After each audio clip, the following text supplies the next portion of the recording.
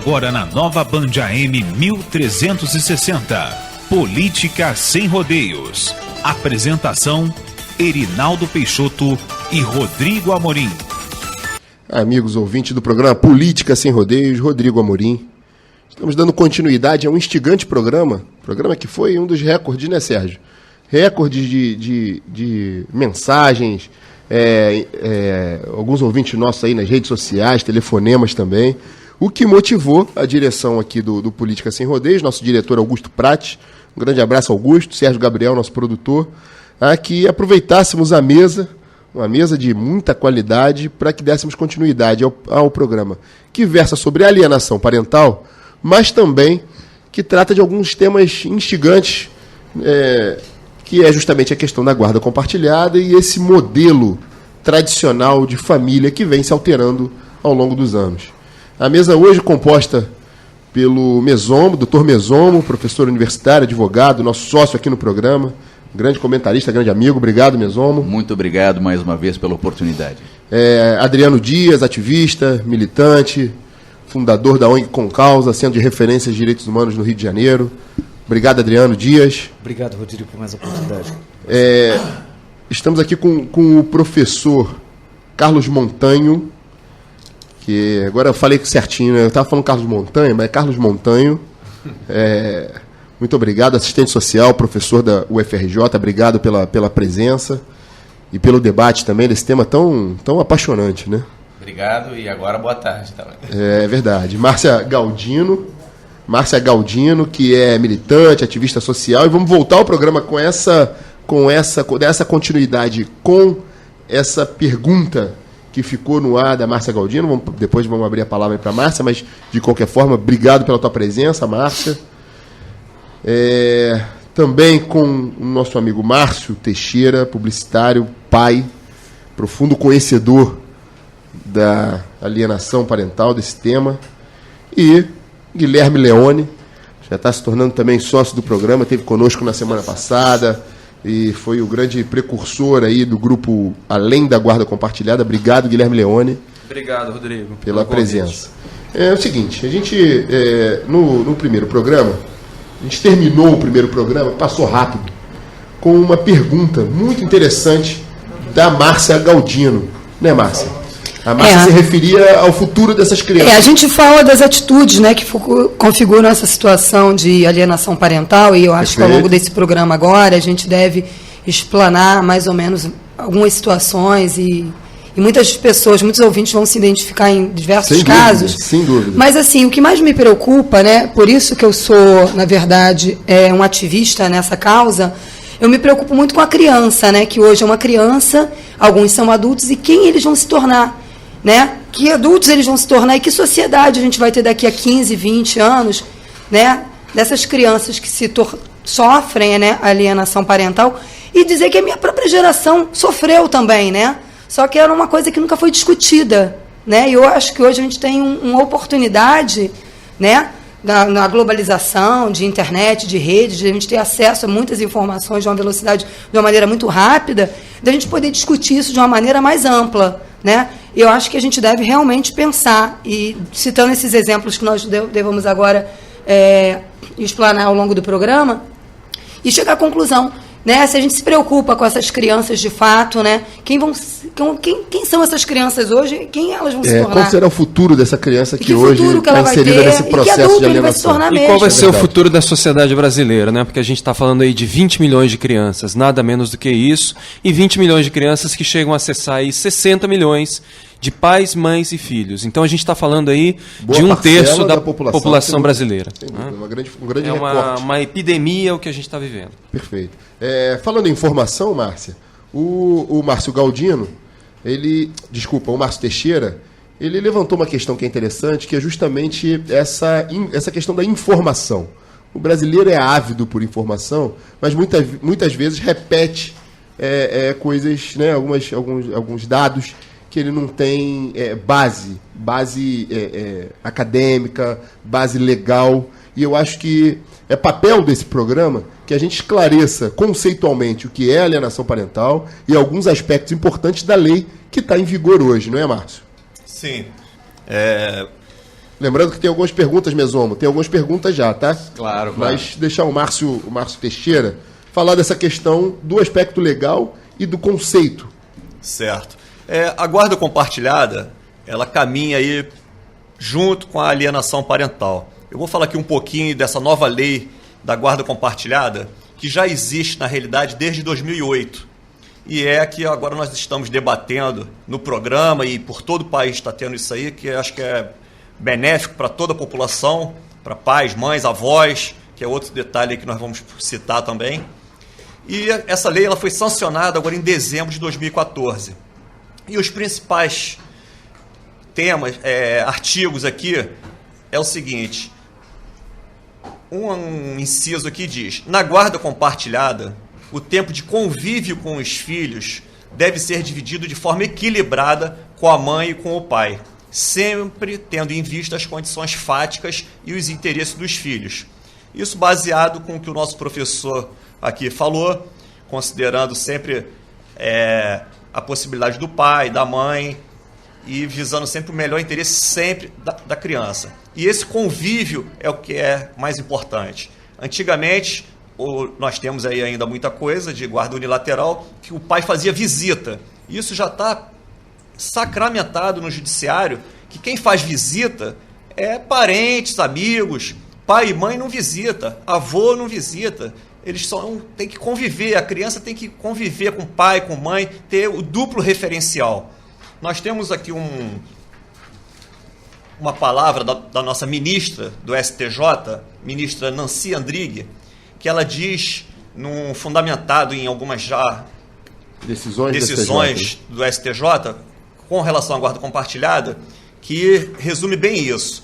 Ela diz aqui: conclui-se assim que a guarda compartilhada é o ideal a ser buscado no exercício do poder familiar entre pais separados, mesmo que demandem deles reestruturações, concessões e adequações diversas, para que seus filhos possam usufruir durante sua formação do ideal psicológico de duplo referencial.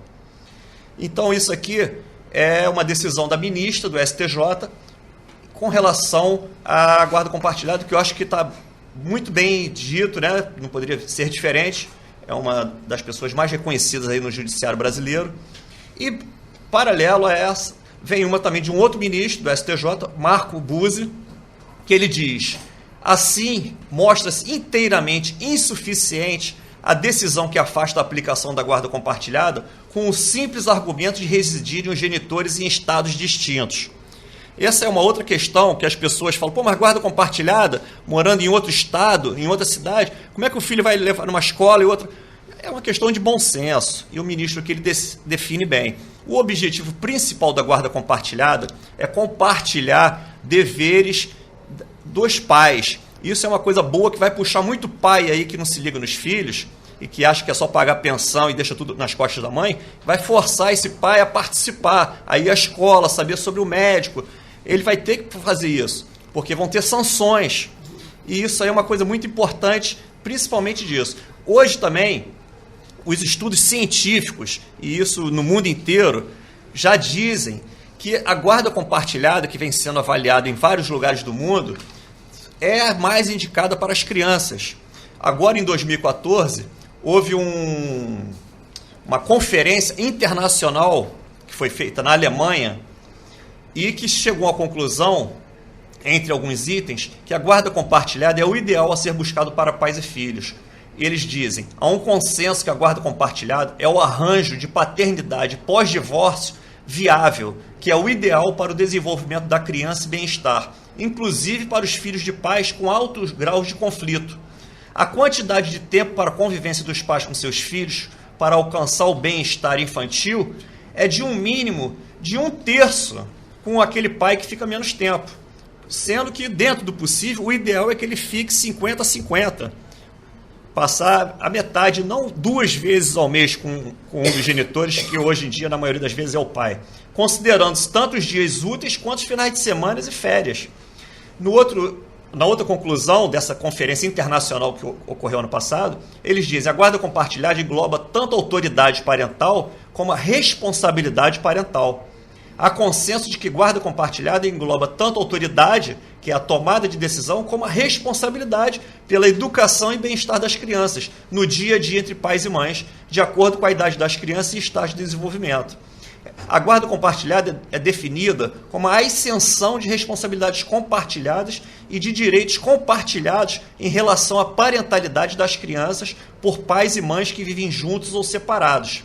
E para concluir, entre outros itens aqui dessa conclusão da Conferência Internacional, eles colocam: há um consenso entre os profissionais envolvidos nesse tema mundial de que uma rede acessível de centros de relacionamento familiar que oferecem mediação familiar e outros serviços de apoio adequado são fundamentais para o estabelecimento de uma presunção legal de paternidade compartilhada e vital para o sucesso do regime de guarda compartilhada.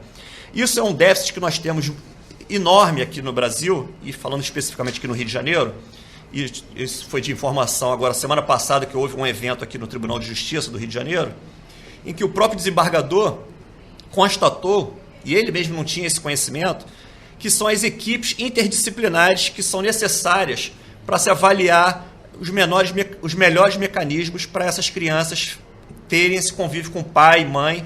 E existem no Rio de Janeiro, segundo o desembargador, 6 profissionais para fazer esse trabalho. Sim. Em todo o Tribunal do Rio de Janeiro. Sim, psicólogos e assistentes sociais. 6. Eu tenho uma filha, por exemplo, de 14 anos, que eu entrei com um processo em 2013.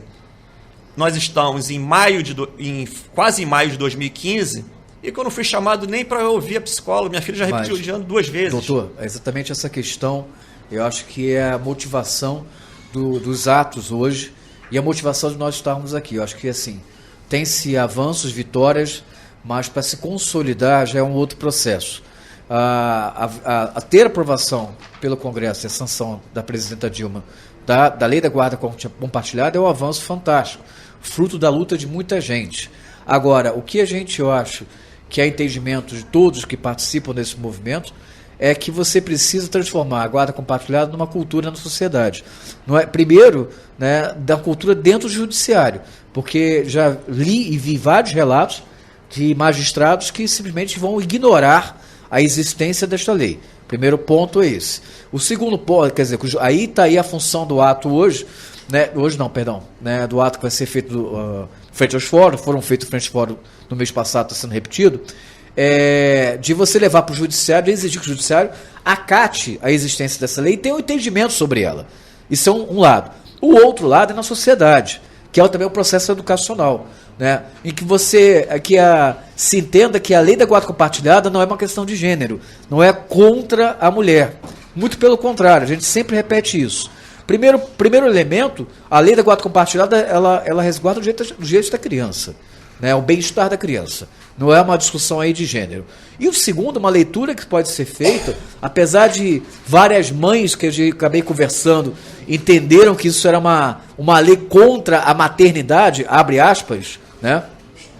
Que, pelo contrário, como o Rodrigo falou, hoje, né, as mulheres, parece uma discussão antiga, mas as mulheres têm vida social, têm vida acadêmica, têm vida profissional. Então, dividir, né, a criação, né, compartilhar ali as responsabilidades, é o ideal para isso. E isso foi levado exatamente, né, por que se provocou essa lei da guarda compartilhada? Porque, por séculos, né, fala-se aí que Dom Pedro II foi alienado, entre outras tantas figuras históricas, nós sofremos um processo de alienação parental, se quer identificar que era o mecanismo dessa violência, né, e que levou a lei, e se formos puxar alguns casos, até perguntar agora aqui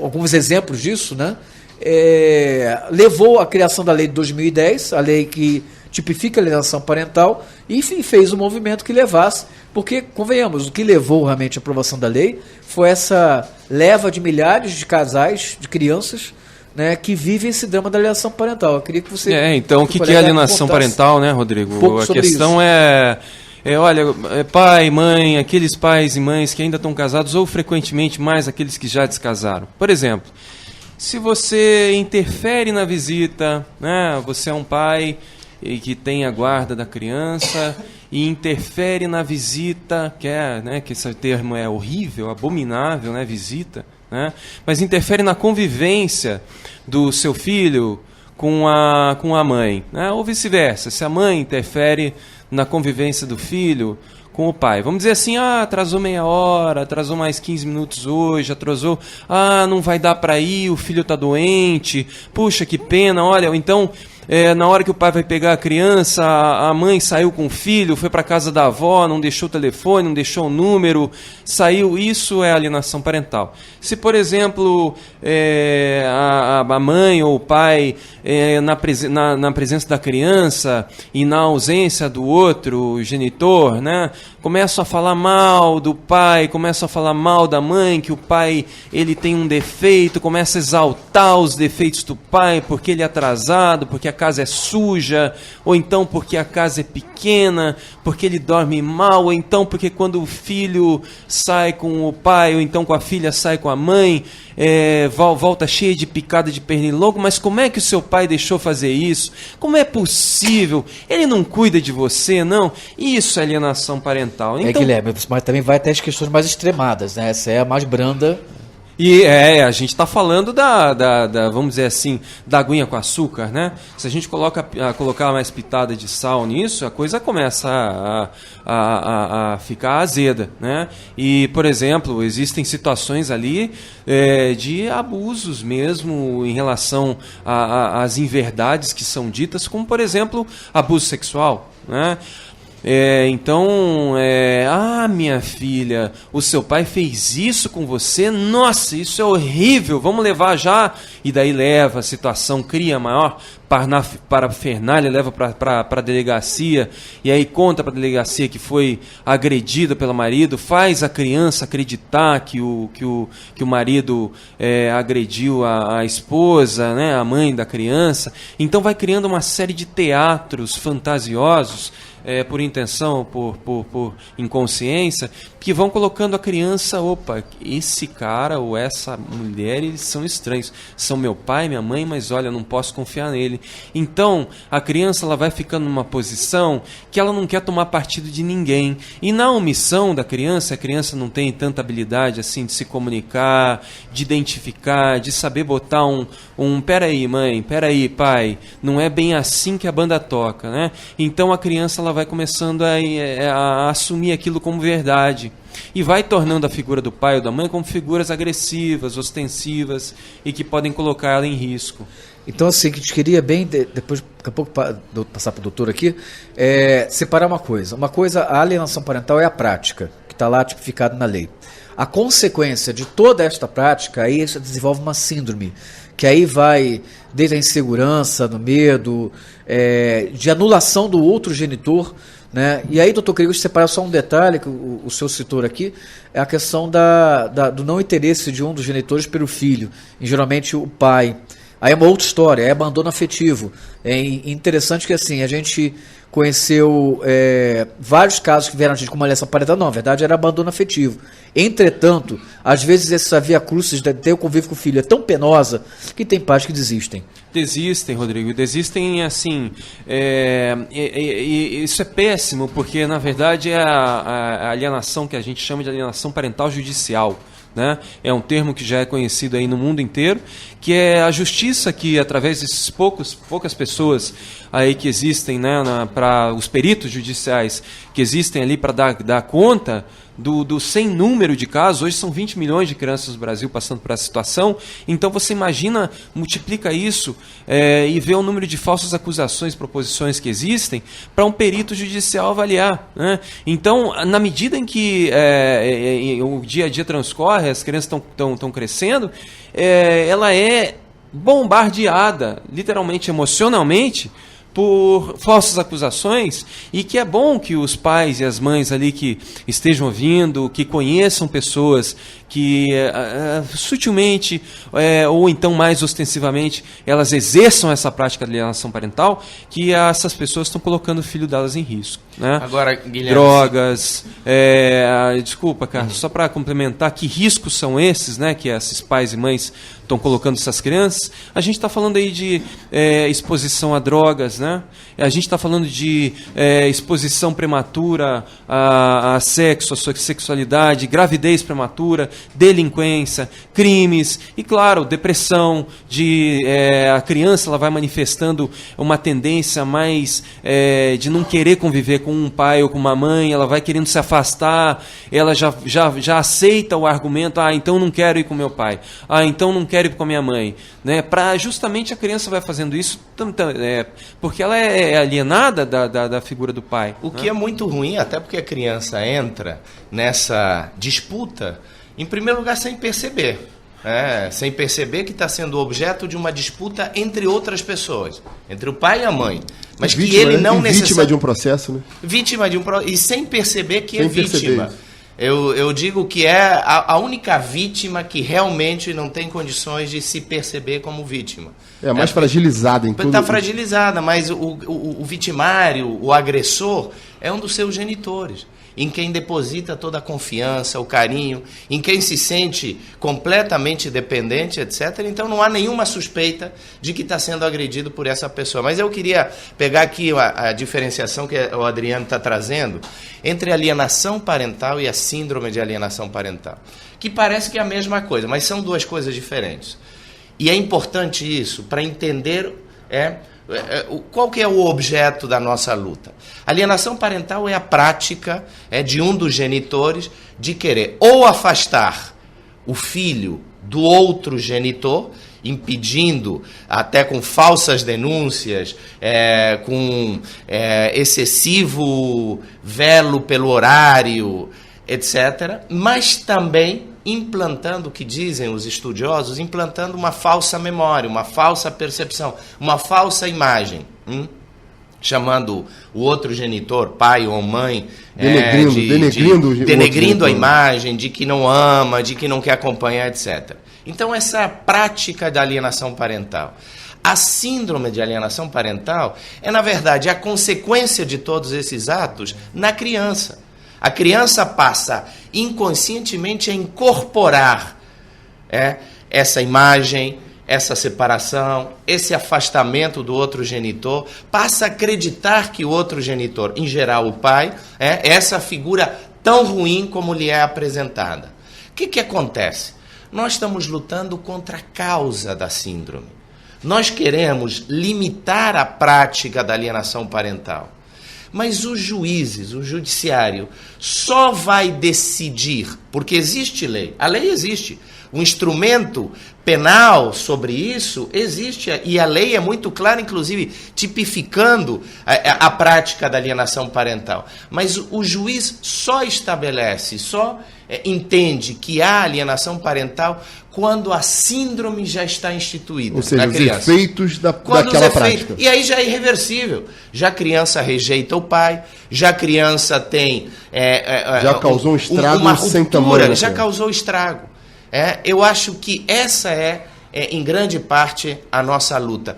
Como limitar a ação que leva à síndrome? Como limitar a prática de alienação parental? E aí, claro, inclusive incorporando o que o doutor Rodrigo dizia, a legislação, a lei não resolve tudo, né? E você também colocava a necessidade da conscientização dos pais, etc. Então a lei não resolve tudo, mas a lei está aí. A lei da alienação parental está aí. E a guarda compartilhada é um grande instrumento, não é absoluto, não é definitivo, não é único, mas a guarda compartilhada é o grande instrumento Carlos que impede a outro genitor a prática da alienação parental. Carlos Montanho, só para concluir uma coisa, claro. Eu diria que a lei da guarda compartilhada e a lei da alienação parental são leis siamesas. São leis que estão casadas, uma é articulada à outra. A alienação parental estabelece o crime, a lei da alienação parental. A lei da guarda compartilhada é um instrumento para evitar essa prática. E elas estão casadas e sem litígio. Ô, Guilherme, viu, Guilherme, eu queria pegar um gancho aqui desculpa, eu queria pegar um gancho no que o Carlos Montanho está falando sobre a lei da guarda compartilhada, mas também anunciar a presença aqui nos estúdios da Rede Bandeirantes do Alexandre Santos, funcionário público, que está aqui conosco. Obrigado, Alexandre, pela tua presença. E fica à vontade aí para participar do debate, tá? Obrigado aí pela tua presença. E, doutor Mesomo, diz uma coisa. Essa lei da guarda compartilhada, quando o casal... Eu percebo, até pelo que o Márcio nos comentou aqui, abrindo o programa, que a lei da guarda compartilhada, ela trata muito sobre o convívio com a criança de ambos os cônjuges. A gente tem algumas perguntas aqui de ouvintes relacionadas à pensão, como fica a pensão no caso de guarda compartilhada, sob a égide dessa lei da guarda compartilhada. No entanto, a minha pergunta é a seguinte: quando o casal está em litígio, que é o que ocorre na maioria das vezes, há efetividade nessa lei da guarda compartilhada ou não? Bom, vamos lá. Eu queria responder a sua indagação, mas pegando um gancho naquilo que o nosso colega de bancada, Carlos Montanho, mencionou. Eu acho a lei extremamente importante, eu concordo com os termos da lei, mas é também importante que nós pontuemos aqui uma questão. Nós temos uma cultura no Brasil de transferência dos problemas para o Estado. Quando a ação do Estado, ela tem que ser sempre subsidiária. Aquilo que o indivíduo não consegue resolver sozinho, ele deve resolver junto com a sua família. Aquilo que a família não consegue resolver sozinha, ela deve resolver junto com a sua comunidade, junto com a sua igreja, junto com os seus moradores, os seus vizinhos, e assim sucessivamente, ou seja, numa escalada, subindo aonde o Estado tenha que atuar de modo eminentemente subsidiário. No Brasil nós temos uma cultura inversa, ou seja, nós temos uma idolatria do Estado. Nós aqui adoramos o Estado e clamamos pela intervenção como se o Estado fosse um grande pai salvador.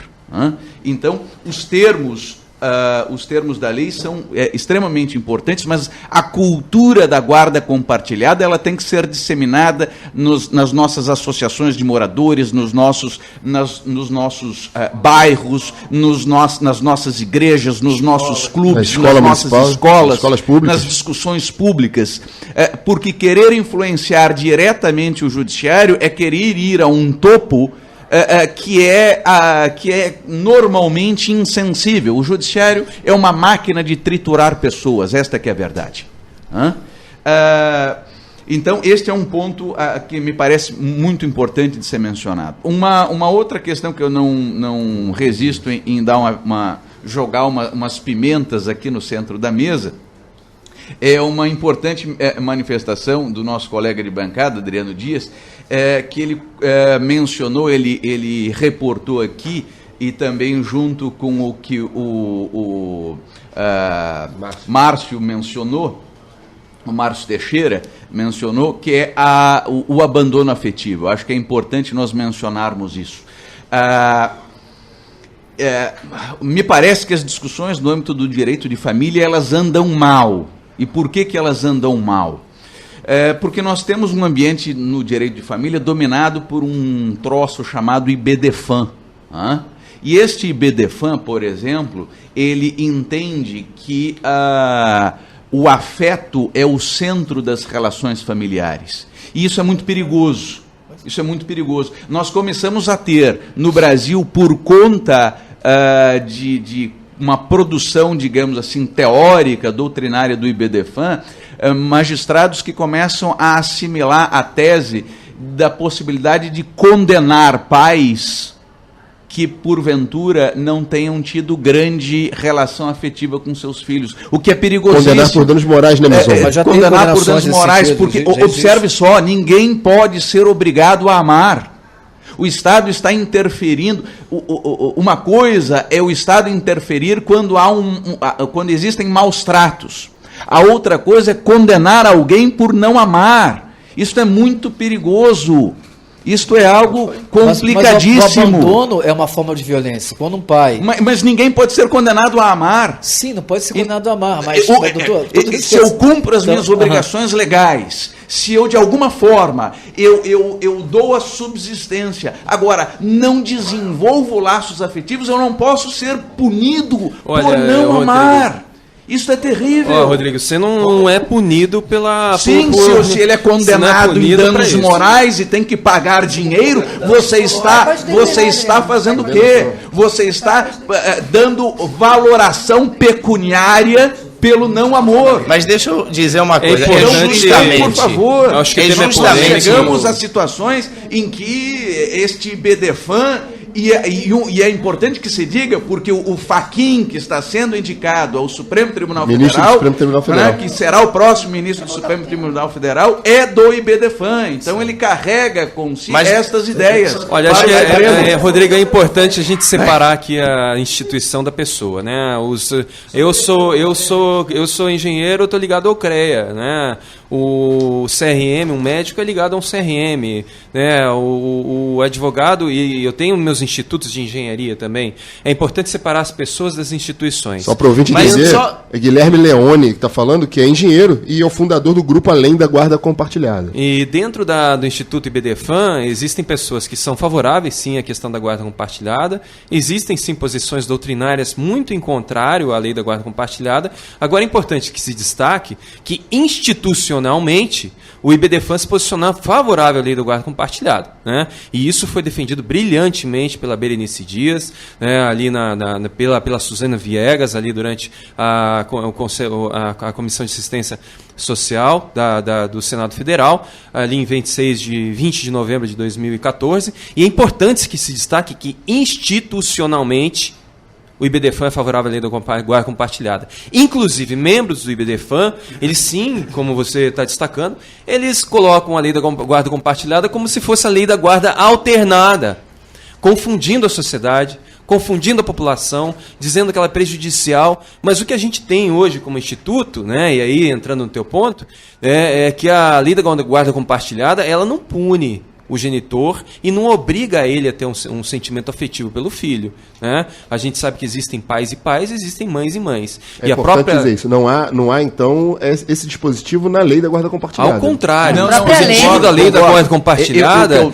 as duas exceções ali que ele coloca são, olha, se o genitor não tiver a intenção de exercer a guarda, ele não vai exercer a guarda. Eu concordo com você e eu gosto dos termos da lei da guarda compartilhada. Eu também, observando as disposições normativas, acato e acho que todas elas são bastante interessantes, bastante razoáveis. O que eu coloco é que começam a pipocar no judiciário brasileiro condenações em danos morais, porque o pai, por exemplo, ele se limitou a pagar a pensão, a pagar a escola do filho. E não deu afeto. Mas doutor Rodrigo, não houve um envolvimento afetivo.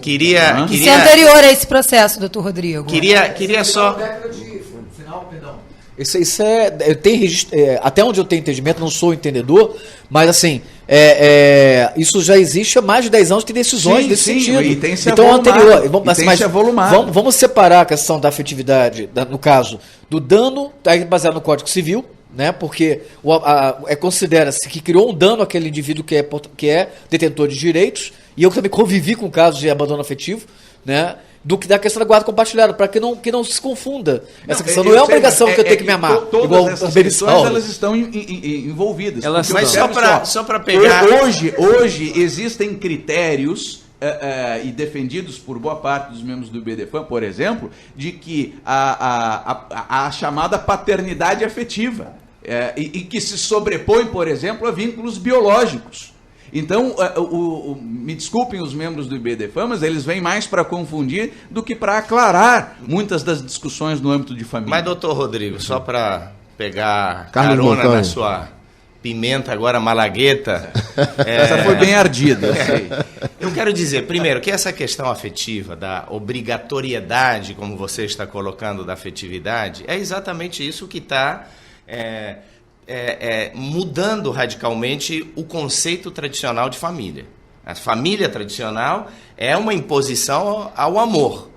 Para além da existência e da manutenção do amor, a família tem que ser perpetuada, né? Pelo menos esse é o conceito tradicional. Aí nós temos uma imposição do amor, e essa imposição do amor é o que está acabando. Quando acaba o amor, não tem necessidade nem sentido a manutenção do laço conjugal, etc. A segunda questão... Carlos, mas ainda nessa tua consideração dessa imposição do amor, eu considero que seja assim uma imposição do amor, mas não pode ser uma imposição do judiciário, concorda? Não pode ser, não, mas também nem cultural. Eu estou concordando no sentido que não pode se exigir amor. Perfeito. Né? E se o casal perde essa afetividade, esse amor, não tem mais sentido de manter o casal, a não ser eventualmente por decisão desse casal, por questões financeiras, comodidade, etc, etc. Mas a questão do abandono afetivo não é necessariamente que o pai, a mãe, é obrigado a amar o filho. É afetividade. O médico não tem que amar o seu paciente, mas tem que tratá-lo com cuidado e com carinho. Ele não pode tratar o paciente como uma coisa. Um enfermeiro igual, um psicólogo igual. Qualquer ato, qualquer atividade, nós não precisamos amar o objeto desse ato, mas precisamos fazer essa atividade com carinho, com dedicação e com determinada garantia de certos processos, etc. No caso do pai, quando se fala de abandono afetivo, isso está claro no Estatuto da Criança e do Adolescente, não da Lei da Guarda Compartilhada, mas no ECA isso é claro, o abandono afetivo não significa que o pai ou a mãe, que seria desejável, né, que todo pai e mãe amem os seus filhos, mas não há uma obrigatoriedade legal do pai amar o filho, mas do pai manter um tratamento afetivo com o filho. Pai e mãe tem que cuidar, trocar fralda quando o filho tem essa idade, levar no colégio, se preocupar e tratá-lo na saúde, educá-lo e tudo isto. Com ou sem amor, não há um medidor de amor para estabelecer que pai ama a mãe mais o seu filho, etc. Mas tem que fazê-lo com os cuidados necessários do exercício da paternidade. E a gente tem a convicção de que a lei, qualquer lei que existe, sim, de fato, o brasileiro ele depende muito da lei para se ajustar, né, como sociedade, diferente do inglês, por exemplo, né? A gente sabe que uma lei jamais vai dar conta de todos os aspectos que exigem ali do tema, né? Agora, a gente sabe que 20 milhões de crianças, isso sim não são exceções, né? Se um pai é julgado e aí eventualmente existe uma criminalização dele porque ele abandonou afetivamente, isso é uma situação. Agora, ela não é a regra. A regra são que 20 milhões de crianças hoje são impedidas de ter acesso ao afeto, né? 20 milhões de crianças aí hoje querendo acesso a seus pais, né? Desejando, tendo necessidade, e não tem, né? Então a lei é feita para esses 20 milhões e não para os 20. E Guilherme, você deve lembrar no último ato organizado na defesa da lei da guarda compartilhada, você estava presente também, Márcio, uma pessoa, uma figura que relata, não sei se era uma experiência própria, mas ele relatou como sendo de um amigo dele, que durante anos, pela alienação parental, ele foi impedido pela mãe de ter contato, de ter acesso ao filho. Isso causa uma profunda dor no filho, principalmente, mas também no pai alienado, que luta no judiciário, fora do judiciário, tentando convencer a mãe da importância, da afetividade do pai, etc. Foi tão impedido durante anos de ter contato com o filho, que aí ele resolveu, não vou lutar mais. Aí ele foi denunciado por abandono afetivo. Aí a norma se torna um instrumento da alienadora, ou da figura alienadora, até para ir muito bem colocado, Carlos. Às vezes a coisa muda, né? Mesomo, o Dr. efeito Mesomo. da Malagueta que jogou foi bom, porque a pergunta original era sobre a pensão. Sim, né? sim. E aí eu preciso responder. Doutor Meson, Pois não, queria só, claro. antes do senhor entrar na pensão alimentícia, Pois não, que claro, é claro. importantíssimo. A gente está com algumas uma perguntas dúvida aqui, aí, exatamente, claro. sobre a pensão. Acho que vem na frente aí, principalmente das mulheres, né? Achando que elas vão perder, que é um direito. Eu queria só complementar aqui a sua colocação, Márcio Teixeira. que eu entendo que o senhor coloca dessa coisa aí de alguns institutos ou de alguns profissionais quererem impor uma coisa até contrária à lei, né? E eu queria até falar aqui da lei que vem exatamente deixar isso aqui bem claro, na lei da guarda compartilhada, no inciso 2º do artigo 1584, que diz: quando não houver acordo entre a mãe e o pai quanto à guarda do filho, ou seja, quando eles brigam, encontrando-se ambos os genitores aptos a exercer o poder familiar, será aplicada a guarda compartilhada, independente de um querer ou não. Salvo, só existem duas possibilidades que a guarda não será compartilhada quando os dois estiverem aptos a exercê-la. Se um dos genitores declarar ao magistrado que não deseja a guarda do menor, que vem de encontro ao que o senhor está mencionando, mas nós entendemos também que existem pessoas, ou até do judiciário mesmo, querendo ir contra a lei que está dito aqui.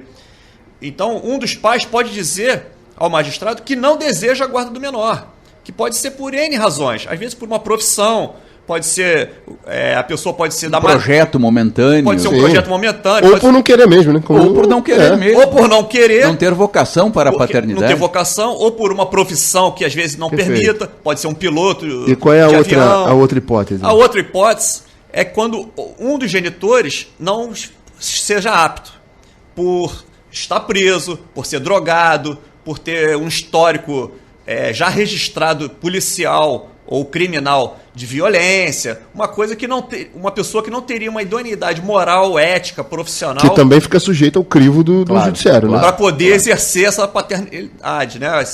Perfeito. Esse convívio com o filho. Então isso é o que caracteriza basicamente esse inciso aqui muito bem colocado na lei. Mesomo, né? a gente está com muitas perguntas referentes justamente à pensão alimentícia. Sim. Como fica a pensão alimentícia no caso da guarda compartilhada? Vamos lá. Os artigos da guarda compartilhada, ou seja, as disposições que foram introduzidas no Código Civil, disciplinando a guarda compartilhada, elas tratam principalmente, e aí a questão da guarda é assim colocada já nas disposições do 1583, parágrafo 2º, vamos observar o seguinte: na guarda compartilhada, o tempo de convívio com os filhos deve ser dividido de forma equilibrada com a mãe e com o pai, sempre tendo em vista as condições fáticas e os interesses dos filhos. Então, quando nós falamos em guarda compartilhada, nós estamos, grosso modo falando, sintetizando aqui a ideia, tratando deste tempo de convívio e das interações afetivas e de cuidados para com, de ambos os genitores para com a criança. Tema paralelo e que com este não se confunde é a questão da pensão. Ou seja, a pensão alimentícia, ela segue o binômio necessidade mais possibilidade. Perfeito. Ou seja, a criança, obviamente, ela tem a necessidade. Ela precisa, portanto, que os seus genitores Custeiem, a sustentem, a custeiem. Mas nós temos que observar o outro lado desta moeda, que é a possibilidade.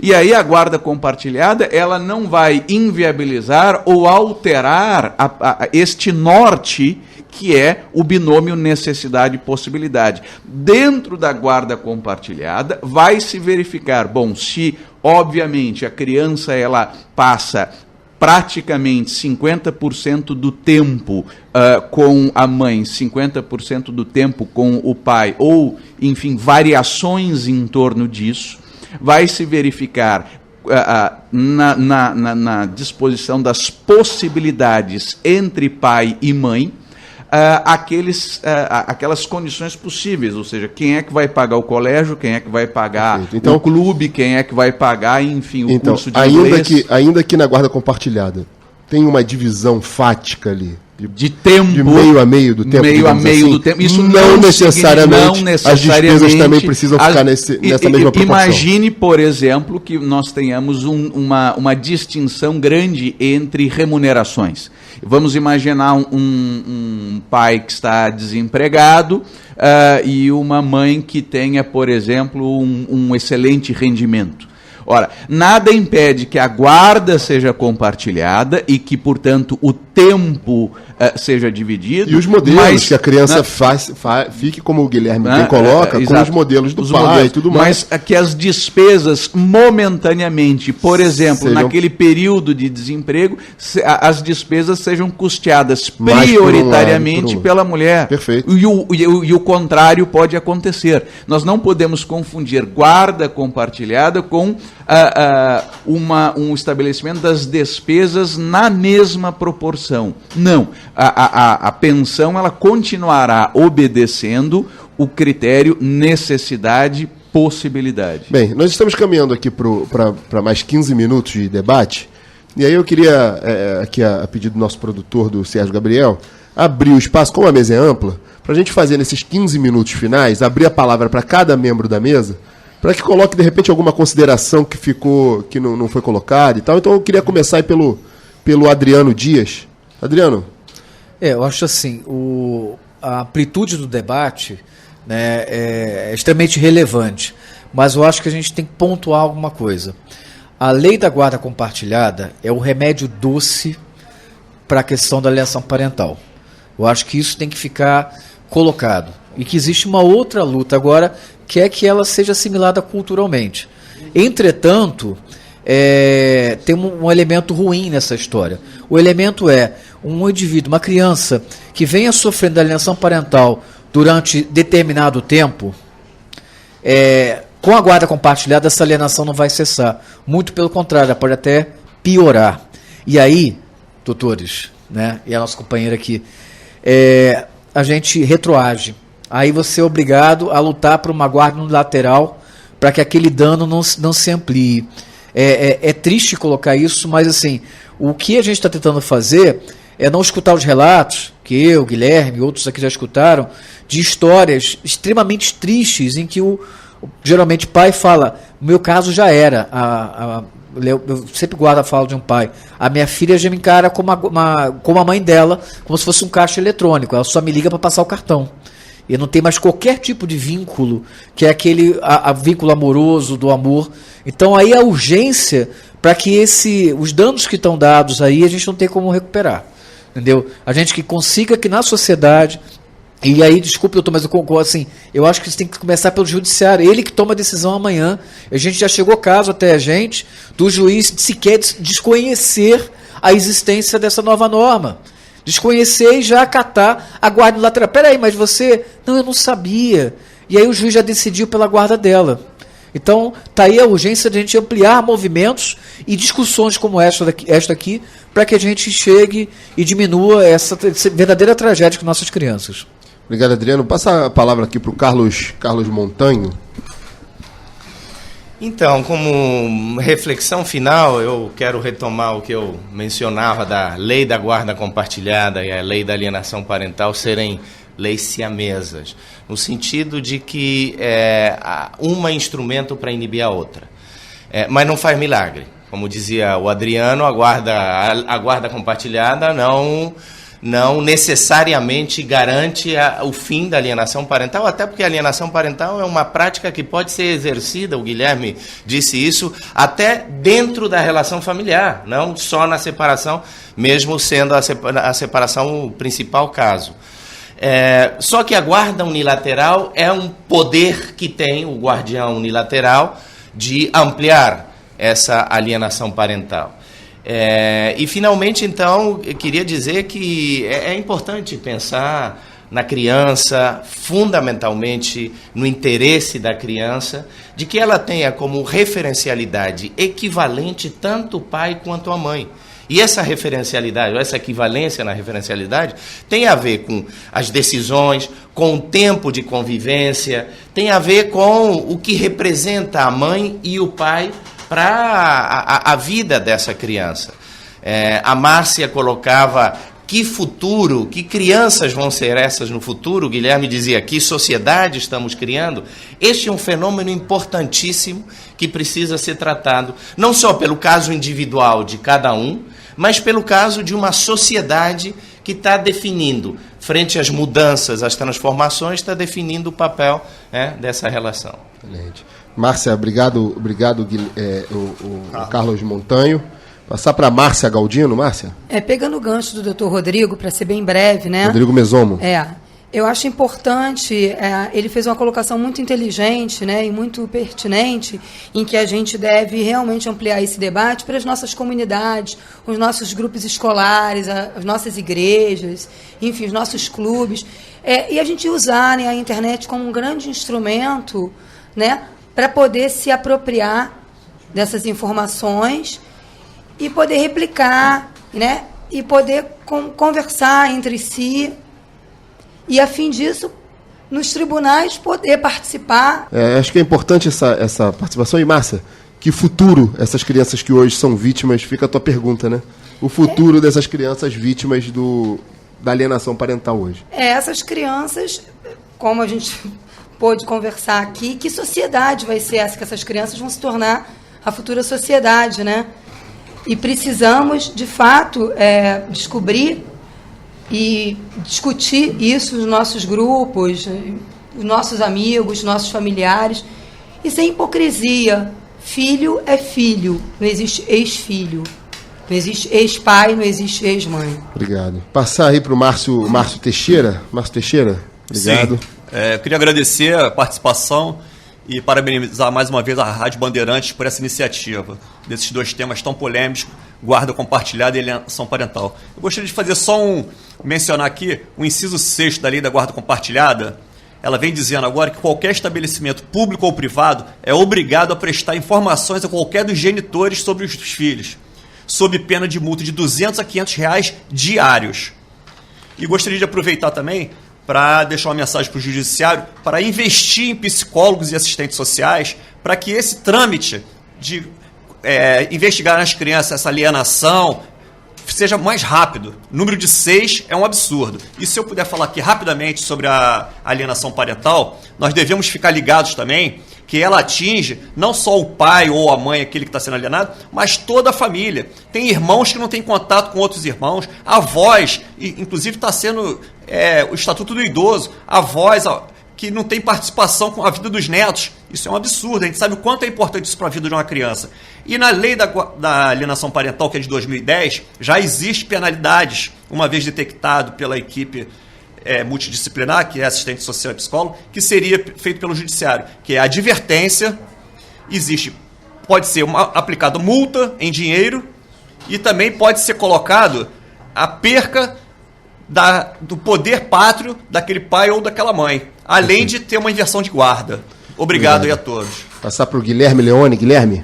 Bom, Rodrigo, para finalizar aqui, criar filho não é fácil, né? Criar filho não é uma tarefa fácil, ainda mais que a gente tem hoje na sociedade atual uma demanda muito grande para a gente conseguir exercer os nossos custos de vida, as nossas responsabilidades de vida. Então a mãe saiu para o mercado de trabalho, assim como o pai já estava no mercado de trabalho. Essa é uma igualdade que foi conquistada, uma luta pela igualdade, e essa igualdade foi conquistada.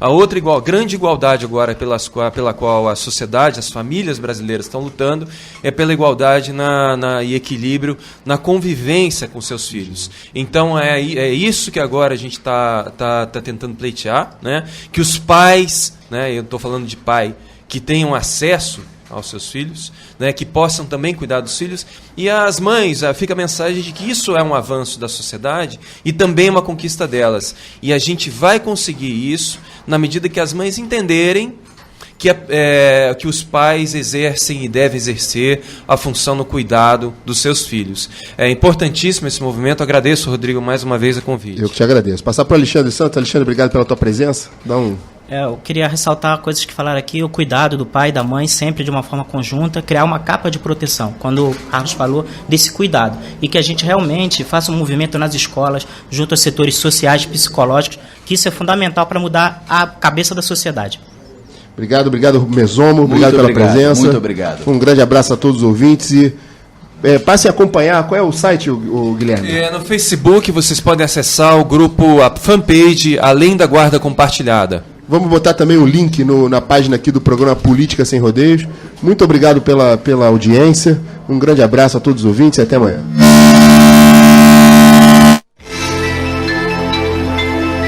Participação, agilidade, aprimorando a informação. Rede Bandeirantes de Rádio.